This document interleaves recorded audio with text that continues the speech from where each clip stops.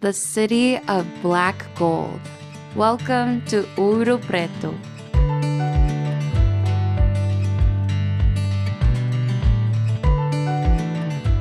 Located on the eastern side of the Serra do Espinhaço mountain range, this mining town used to be at the center of the gold rush back in the 18th century. Despite its stunning Baroque architecture nestled amongst the mountains, Ouro Preto is an underrated destination in Brazil. In this video, we'll take you guys along our journey exploring the historical city, from visiting a gold mine to indulging in some rich Brazilian eats. Hello from Ouro Preto, or the city of black gold. We actually came here by night bus from Rio, and it took about 8 hours. But if you want to fly, or if you're coming from Salvador, São Paulo, you can actually fly into Belo Horizonte and take a 3-hour bus to get to Ouro Preto. Now, it's currently about 8 o'clock in the morning because, again, of course, we took the night bus and it is too early to check into our hotel. So right now we're just wandering the city a little bit, looking for breakfast and, of course, some coffee, because you can never get too good of a sleep on these night buses.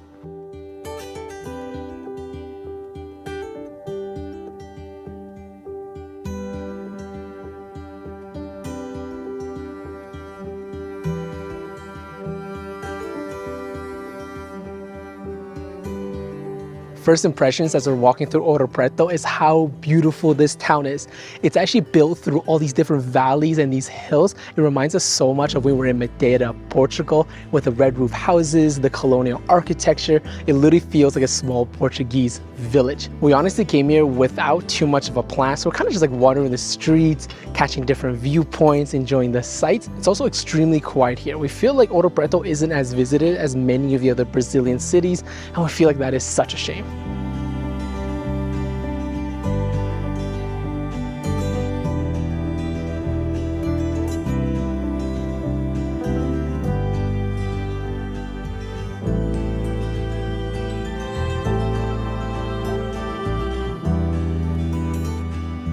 We noticed there aren't too many breakfast spots open except for ones in hotels. So we decided to come to a little cafe instead. And the one that we came to is really unique. It is a franchise called Mais Cafe that started here in Brazil a couple years ago, but their drinks are just so special. We had to come and try them. And they really do bring out the kid in you. Like, they use these minion cups, which are so adorable.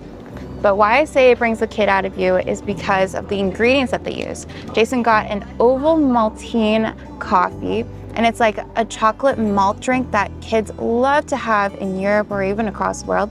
And my spiced coffee actually uses grenadine, and I used to drink grenadine like no tomorrow when I was a kid. To complement the drinks, we also got some really popular savory treats that they love here in Brazil, coxinhas, which mean little drumsticks.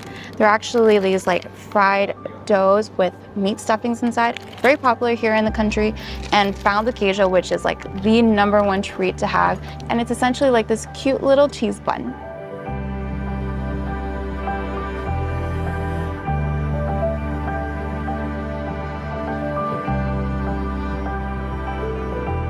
Right by the cafe, you have the historical center square, which is a really beautiful square. And right over there, you actually see the Museum of Independencia. So back in 1789, there was a failed rebellion against Portugal as a separatist movement. And that's what the museum is fully dedicated to. But right now, we're gonna go and look for a gold mine.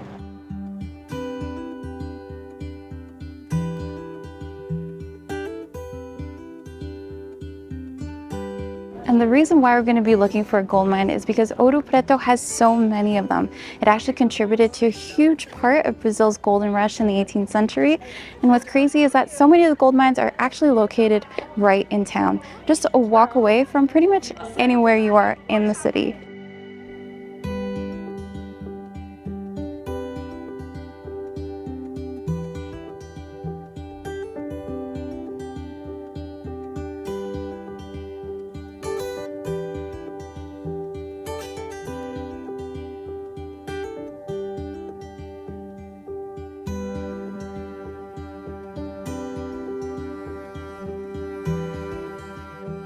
We just finished up our half-an-hour private tour with Chris at the gold mines, and it wasn't going to be that spectacular or exciting, I'm going to tell you, because all the gold has already been dug up. We did learn a lot about the history and the geology of the mines, but one thing is that we're not always going to get an English-speaking guide. She spoke Portuguese and Spanish, which we totally got by with, but if you did want an English-speaking guide, you might have to shop around a little bit because not all of the mines are going to have one on the day that you want to go.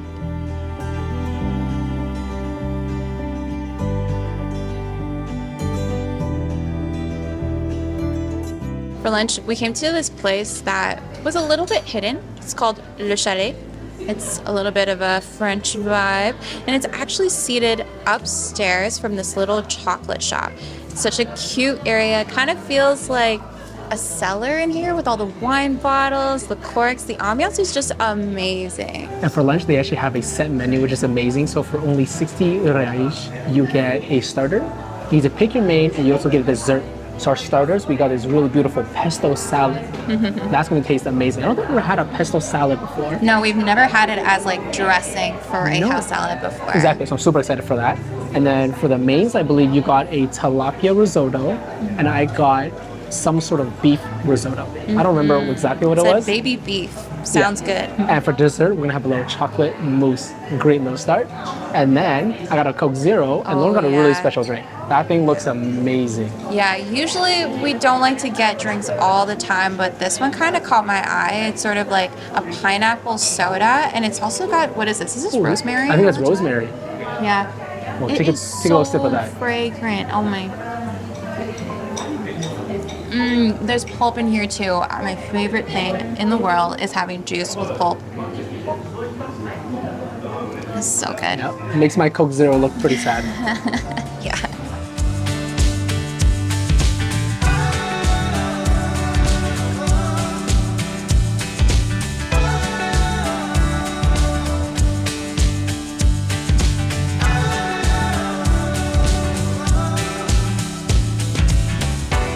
We had to force ourselves awake from a really long nap this afternoon. It was definitely needed, but we could not miss sunset. And to get to this viewpoint that we had in mind, we're actually gonna go through Horto dos Contos Park, which is actually a really nice city park. You can see all these bamboo just lining the sidewalk. Absolutely gorgeous. All right, let's head over to the viewpoint so we don't miss sunset.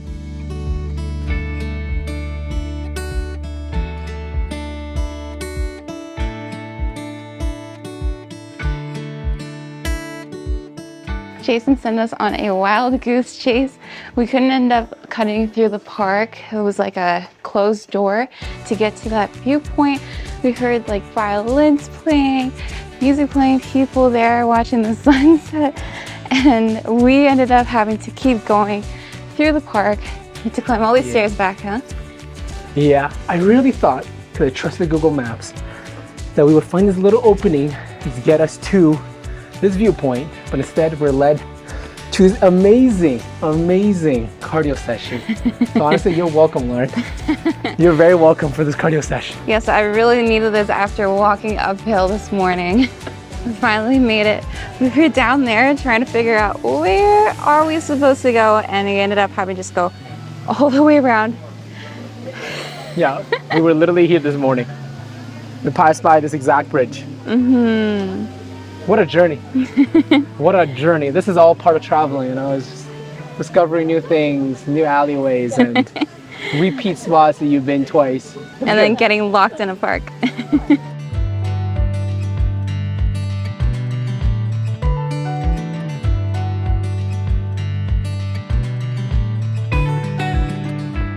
We started our morning early before the break of dawn with a steep climb up to this viewpoint called Mirante do Morro São Sebastião. And you can see the entire city center from here. It's actually the most popular viewpoint in the entire city. You can see Nossa Senhora do Carmo, the Museum of Inconfidência, and even San Francisco de Assis Church. All of them in the same area, kind of conglomerated in all the terracotta roofs that surround them.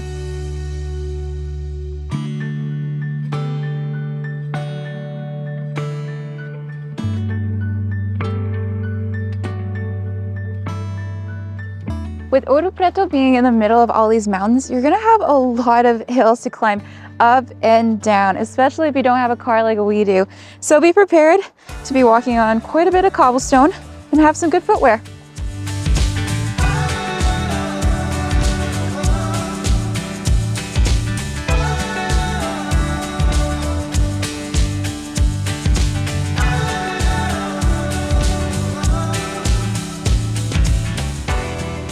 It started to rain a little bit, but we made it to the hotel just in time, and we're at Hotel Solar do Rosario at their Olga restaurant. And this is where they have this special lunch set menu, just like we had yesterday. Got a starter and a dessert, which is set, and then you can choose your main. For the starter, we actually have an Italian zucchini on toast, and it comes with this lettuce that's dressed with, I'm not too sure what this is. Let me give it a shot.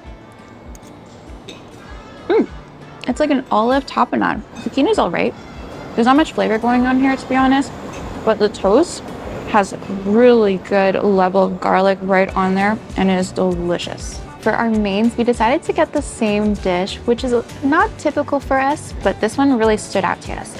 They say it's kind of an homage to Brazilian flavors, and it's actually a fillet of picadinho steak. The steak is actually very similar to the one that Jason had yesterday, but it actually looks so tender. And it comes with an empanada, a fried egg, and beans that are actually mixed with farofa and sausages.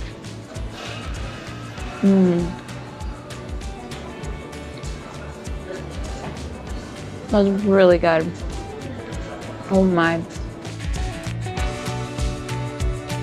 That was honestly a really fantastic meal, which was also surprisingly affordable. But right across from the restaurant/hotel, we are here at our final stop in Ouro Preto, a really beautiful church called Nossa Senhora do Rosario, named the same as the hotel. It's such a beautiful church, and honestly, you can find so many stunning ones when you wander aimlessly through this beautiful town. We think it's a great way for us to end our time here in Ouro Preto.